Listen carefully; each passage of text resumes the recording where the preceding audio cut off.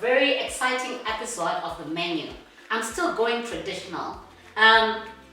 It's simple, easy, something you find in your cupboard. Pair it to something you find cheap in the supermarket. Something like goat. So easy. The greatest of them all. Goat. The greatest of them all, you see? So what we need to do first, I've got an array of spices that I'm going to use for my curry. I've got some tomatoes, some onions, a bit of oil, a beautiful big pan to fit all my goat inside. Firstly, some oil. You need about 2 or 3 tablespoons. Right. Now, let this heat up. We need it to be very, very hot. And then in the meantime, I've got this beautiful bowl in here. I've got 2 tablespoons of vinegar, some water. What this does, it removes the offending smell of the goat. So you just soak your goat pieces in there, just like that. Now you can do this overnight, and that vinegar scent will just go onto your goat. Right. Again, another piece. I'm gonna wash them all in this vinegar solution. It's just a solution, simple one. Vinegar, water, and then there goes. Right, the last 2 pieces. Right, so you can do this, put them all in if it's a big bowl, and then just let them stand for about a minute to about overnight, depending on how much time you have on your hands. I've got a very, very, very hot pan of oil. I put about 2 or 3 tablespoons of oil in there. I'm just gonna put it away from me just a bit because you don't want it spilling onto you. So you can use something with a long handle. Take out your goat pieces. That's what I'm looking for. That's what I'm looking for. That beautiful sizzle, that oil all around. Yep. Again, another piece. Just mind your face. That's beautiful. Okay. So what I'll do right now, I'll put this back onto the stove, let it just brown on both sides, and then come back and show you how to finish this off.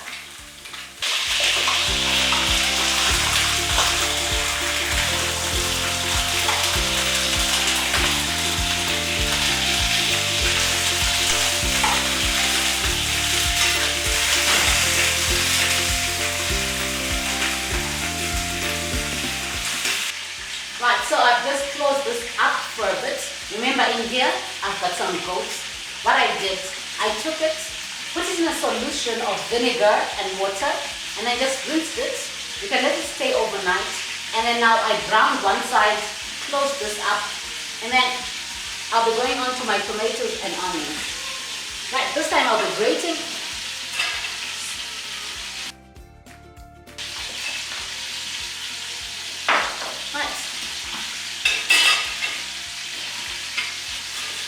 On the large part of the grater,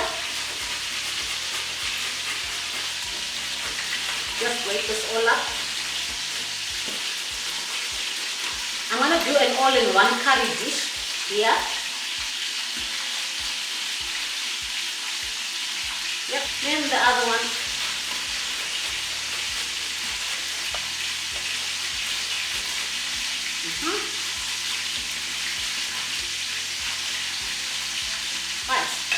A second tomato, maybe I'll use about half. Now you can cut this all up, but I like it when they're grated. They're easier now when you put them in here. They take a shorter time to cook. Right, so grate. You can have the kids come in the kitchen, help you with the grating. That way they'll enjoy having their food, the little ones. So that you have less work to do. You concentrate on your meat. They do the onions, they do the tomatoes. Right, that's done. Now, my onion, I'm going to be grating this again, putting it together with my tomatoes. Look, sometimes you're tired. You've had a hard day at work, or you've just had a busy day. You don't need the whole day in the kitchen. So why? Just have an all-in-one dish. It's a curry, by the way.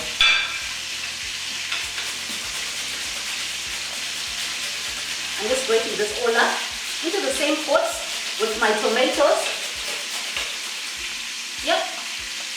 I'm not going to be browning them. I'm just going to put them all in, put in my spices, some salt. Right. I think that's perfect.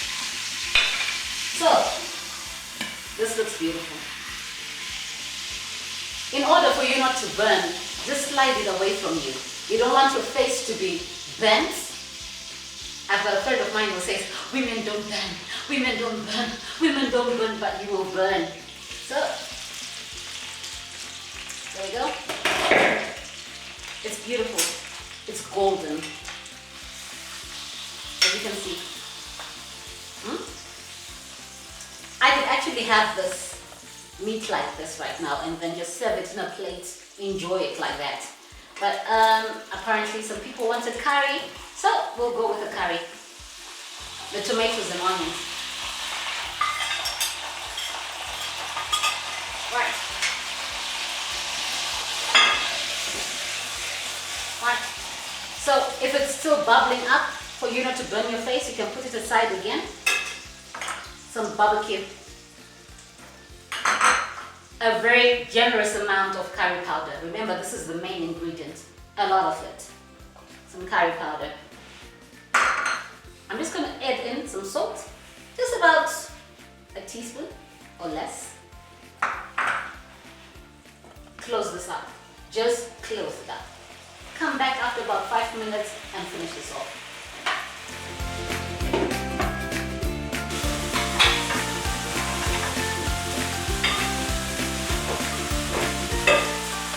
Cooking does not have to be complicated. Look, I just browned my meat, grated my tomatoes and onions, dunked it all in there. Just dunk it like you're playing basketball and then close the lid. I closed this for the past 5 minutes. It's been simmering and you can see the tomatoes have really wilted away. Now I'm going to add my thickeners. Just a tablespoon or two of thickener. Right. A good mix.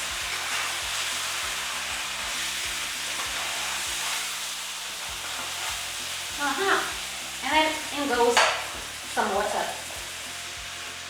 Now, the amount of water you're going to use depends on one, the amount of people you want to serve, two, how you want your soup to be thick. I'm not a fan rather of very thick soup, so I'll let it just go until it can cut maybe the back of my spoon. So, a good stir. This looks beautiful. This is rustic. This is Zimbabwean cooking. This is just home cooking. The beauty of home cooking. Nice, simple, delicious. Right. Okay, so this looks good. I can simmer this for the next 2 minutes and then I'll show you how to plate it later on.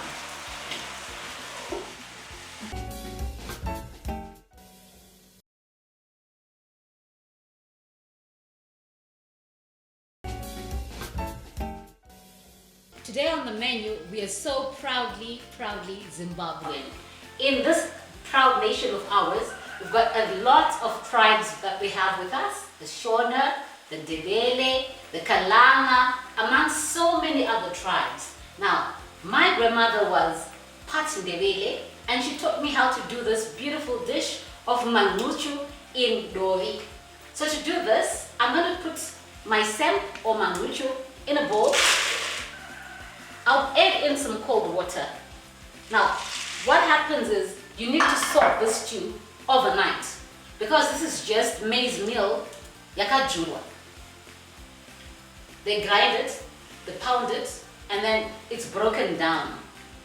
When it's broken down, it's dried. So it's very dry. So by soaking it, you're just rehydrating it and bringing it back to that moisture, and then when you cook it, it takes a shorter time. So that being done,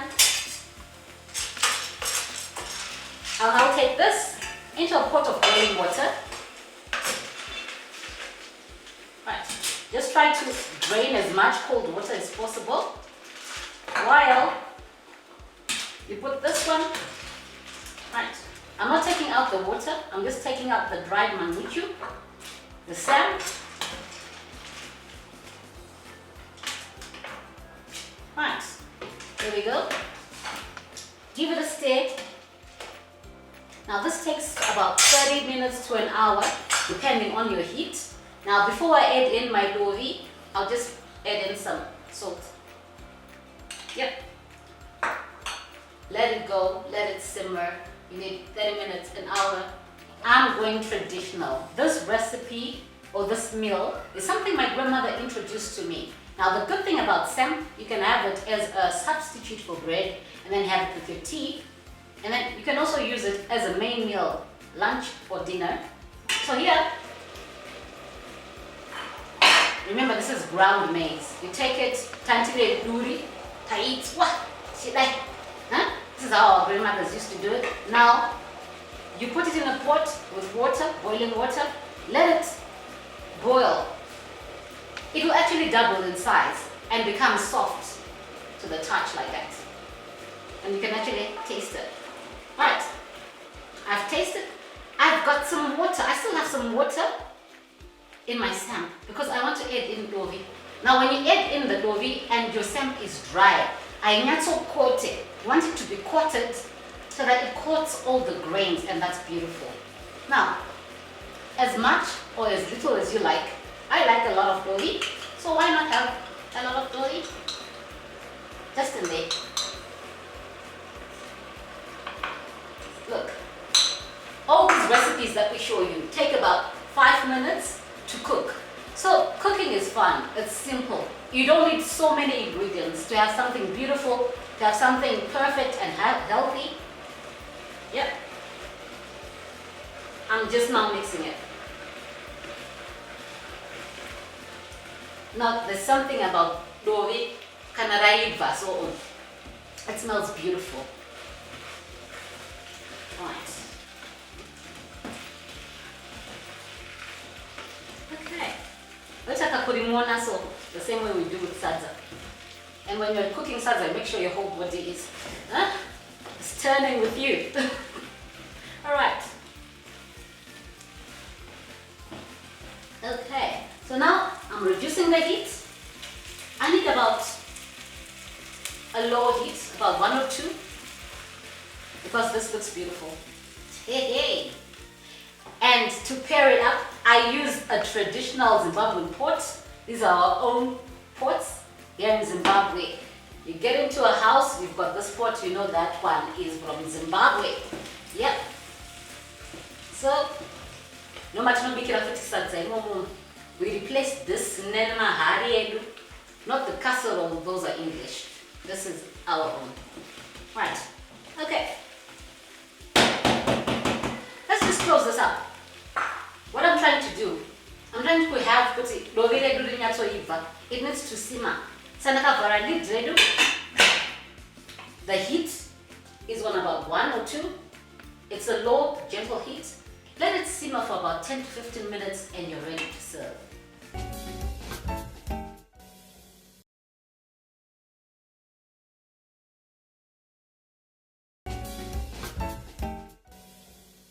In the last segment, I showed you how to make manuchu or sem, and then we put some dovi in it. Now, we need to pair it with something.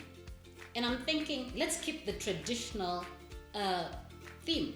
Why not? Zimbabwe is a blessed country. We've got a lot of farmlands, and we've got goats, we've got lamb, we've got cows, we've got chickens, a variety of them, marodrana and all that. So right now, I'm gonna be doing some lamb. I'll put some kale or kovu. This is one of our traditional vegetables. You find this in every garden, in every home. So let me show you how to do this. So first of all, in this pan, I'm going to add in some oil. Not too much. This is vegetable oil. About 1 or 2 tablespoons. In here, beautiful lamb. It's Beautiful, beautiful strips of lamb. Okay. Some salt. There are a lot of varieties of cooking. We've got stews, we've got dry meat, we've got musanganiswa, some call it haifilits. Right now I'm going to show you how to do a dry lamb. I'm just pairing this lamb with some garlic, spices. Now, those right spice to use for lamb are chicken spices, because this is almost like a white meat. So I use the same spices you use for chicken, you use throughout the range of white meats. I know you could use the red meat spices, but for me, I like it light and tender. That's what I'm going to be doing. Right. So for my hands, I'm just going to massage my meat. You should fall in love with the stuff you're doing. So massage. I've put in some chicken spices. I've put in some garlic. Now I've put in some thickener. You can use any thickener of your choice. And then I'm just massaging it, just to coat it on both sides. Now I'm going to have this as a dry meat. So I'll be coating it, and then I'll just let this fry about 2 or 3 minutes on each side. In goes my first piece. Listen to that sizzle. Yep, that tells you that something is going on in there. Right. These are beautiful strips. They're just going on like that.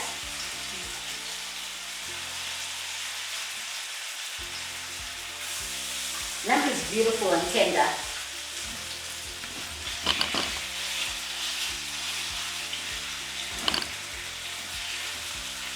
Right, in goes my pieces. I'm making lamb. So what I did, I just spiced it with my favorite spices. People often call and ask, what spice should I use for this? What I often say, whatever you have in your cupboard, whatever is your favorite. Because one person might like barbecue and you might not like it. Somebody might like the chili, but I'm not a chili person. So if you like chili, just add in your chili in there. But right now, I want to concentrate on this. This is our traditional vegetable. This is kovo, or kale in English. Now, what we need to do, I'm going to show you how my grandmothers used to cut this. We didn't have boards back then. They'll hold it by the neck with a knife, chop off the stems, and then can you see how thin that is? Now just make sure they don't put their hand there. And then tuck your hands again below. Continue with your knife. This is how my grandmother back in the village used to do this. And I found it very fascinating. Why? Because I couldn't do it. Every time I tried it, I'll cut myself.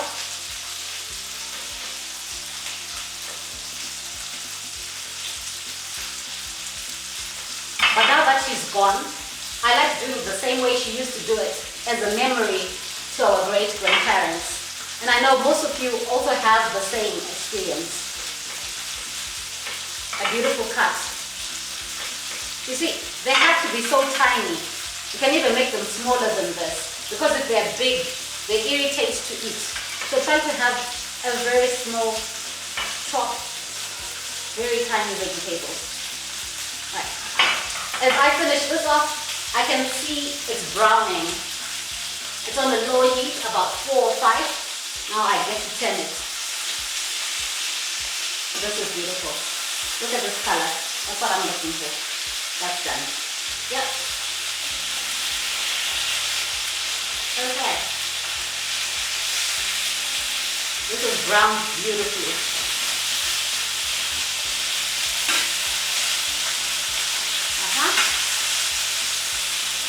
Right. So, another 2 minutes and my lamb will be done. I set it aside. finish off my somalia or my kale and then show you how to place this all up. My lamb looks beautiful and golden. What I'm going to do, I'm just taking a plate, putting it in there. You can see how beautiful and golden that is. All right. Sometimes you don't want to stew. You just want something easy, simple. This took about 5 minutes. Again, I don't like staying too long in the kitchen, so I make 5-minute meals, easy. If you don't have spices, you can just put some flour, some thickener. Fry this 3 minutes on each side on a very gentle heat. Right. In this same pot, I had my lamb in here. I've got those juices, the spices that I was using for my lamb. My kovo inside. Right. Some garlic. Lemon juice. Squeeze it. Right. Just let it wilt and then come back after 2 seconds and then turn it.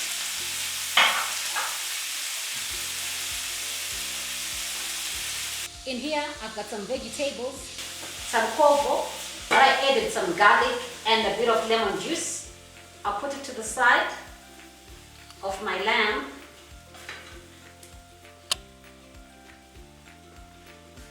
That looks beautiful.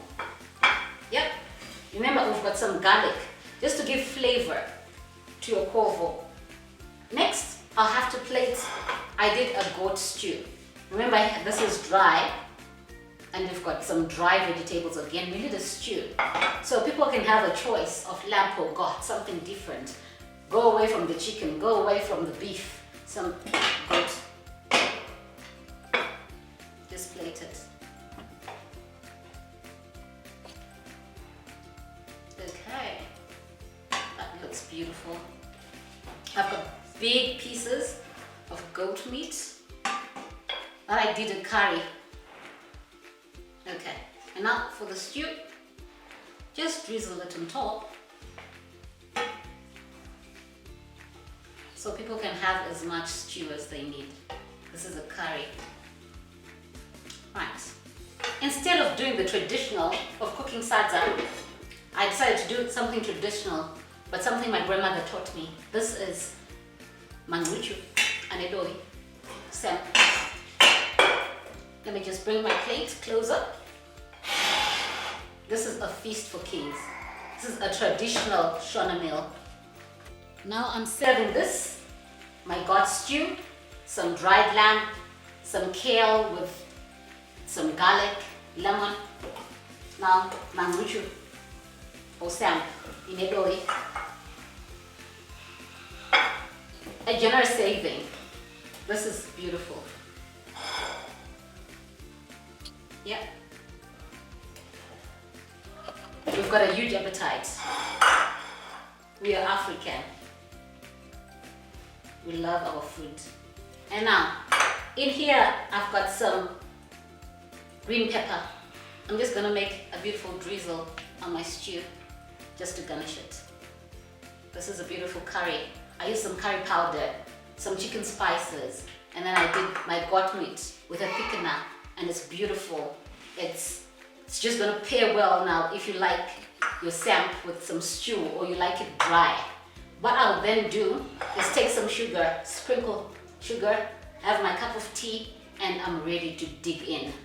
A plateful. Just a mouthful. Drizzle some sugar. You can have it with the tea. Have it with your juice. Have it as a family, breakfast, lunch or supper. This is perfect. This is Zimbabwean. Thank you so much for watching the menu.